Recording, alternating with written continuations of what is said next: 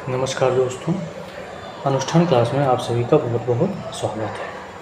अनुष्ठान क्लास में ही KVS PRT की बैच स्टार्ट हुआ था। बीच में 1-2 महीने से आपकी कुछ वीडियोस नहीं बनाई गई, तो आज से ये वीडियो फिर से कंटिन्यू किया जाता है ताकि आप सबको ये चीज़ें हमेशा के लिए तैयार हो जाएं। ठीक है, तो बात करते हैं आज कक्षा 5 के रिमझिम हिंदी पाठ्य पुस्तक की बात करेंगे और उसे हम पढ़ेंगे, जिसमें से पिछली बार KVS PRT में क्वेश्चन बहुत ज़्यादा पूछे गए थे। तो आइए उसी क्रम में बात करें। पाठ 5 का जो हिंदी पाठ्य पुस्तक रिमझिम है, उसका पहला पाठ है राख की रस्सी। ठीक, ये बातें समझ में आ गई होंगी। अब राख की रस्सी है तो स्टार्ट होता है कहानी कि लोनपो गार तिब्बत के 32वें राजा सौनग वसैन गांपो के मंत्री थे। ठीक है, नाम क्या है? लोनपो गार। लोनपो गार क्या थे? मंत्री थे। ठीक है, और मंत्री किसके थे? तिब्बत के जो 32वें राजा थे, तिब्बत के 32वें राजा जिनका नाम था सौन गवसैन। ठीक है, गांपो, उनके मंत्री थे लोनपो गार। वे बहुत चालाकी और हाजिर जवाबी के लिए दूर दूर तक मशहूर थे। कौन? लोनपो गार चालाकी और हाजिर जवाबी के लिए मशहूर थे। कोई उनके सामने टिकता न था। चैन से जिंदगी चल रही थी, मगर जब से उनका बेटा बड़ा हुआ था उनके लिए चिंता का विषय बन गया हुआ था। ठीक है, जो लोनपो गार हैं उनका जब बड़ा बेटा हुआ तो उससे उनकी चिंता ज़्यादा बढ़ गई। ये ध्यान रखने वाली बातें हैं और इन्हें ध्यान रखिएगा। कारण यह था कि वह बहुत भोला था। ठीक है, उनका बड़ा बेटा क्या था? बहुत भोला था। होशियारी उसे छूकर भी नहीं गई थी। लोनपो गार ने सोचा, मेरा बेटा बहुत सीधा साधा है, मेरे बाद इसका काम कैसे चलेगा? ठीक है, अब एक दिन की बात है कि लोनपो गार ने अपने बेटे को 100 भेड़ें देते हुए कहा, तुम इन्हें लेकर शहर जाओ, मगर इन्हें मारना या बेचना नहीं। इन्हें वापस लाना 100 जौ के बोरों के साथ, वरना मैं तुम्हें घर में नहीं घुसने दूंगा। उसके बाद उन्होंने बेटों को शहर की तरफ रवाना किया। लोनपो गार का बेटा शहर पहुंच गया, मगर इतने बोरे जौ खरीदने के लिए उसके पास रुपए की कहाँ थे। वह इस समस्या पर सोचने विचारने के लिए सड़क किनारे बैठ गया, मगर कोई हल उसकी समझ में नहीं आ रहा था। वह बहुत दुखी था।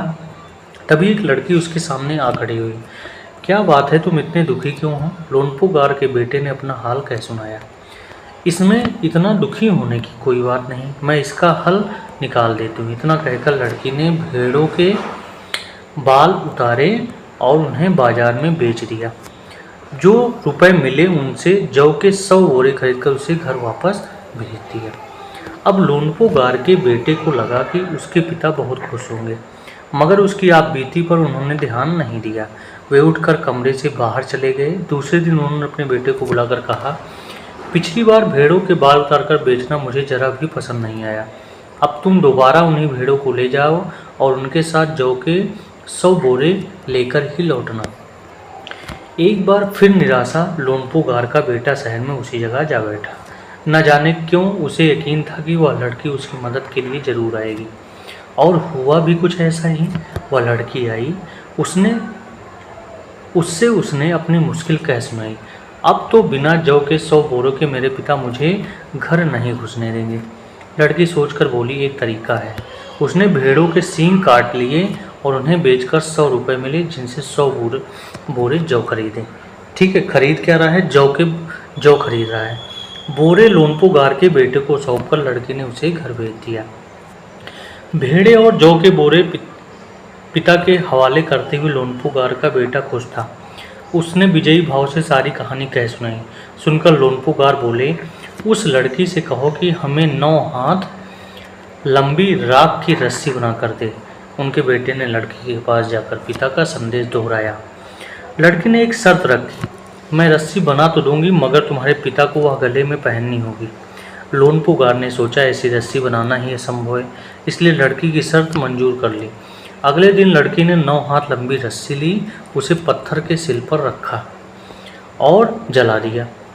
रस्सी जल गई, मगर रस्सी के आकार की राख बच गई। उसे वह सिल समेत लोनपो गार के पास ले गई और उसे पहनने के लिए कहा। लोनपो गार रस्सी देखकर चकित रह गया। वे जानते थे कि राख की रस्सी को गले में पहनना तो दूर, उठाना भी मुश्किल है। हाथ लगाते ही वह टूट जाएगी। लड़की की समझदारी के सामने उनकी अपनी चालाकी धरी रह गई। बिना वक्त गंवाए लोनपो गार ने अपने बेटे की शादी का प्रस्ताव लड़की के सामने रख दिया। धूमधाम से उन दोनों की शादी हो गई। ठीक है, इस तरह से ये कहानी आपकी ख़त्म हो गई।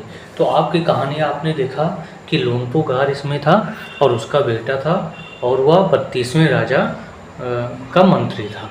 तो ये चीज़ें आपको याद रखनी हैं और इसी के साथ आपका पहला चैप्टर यहाँ पे कंप्लीट होता है। ठीक है, तो अब से वीडियो आपकी कंटिन्यू प्रोवाइड होगी। आप इस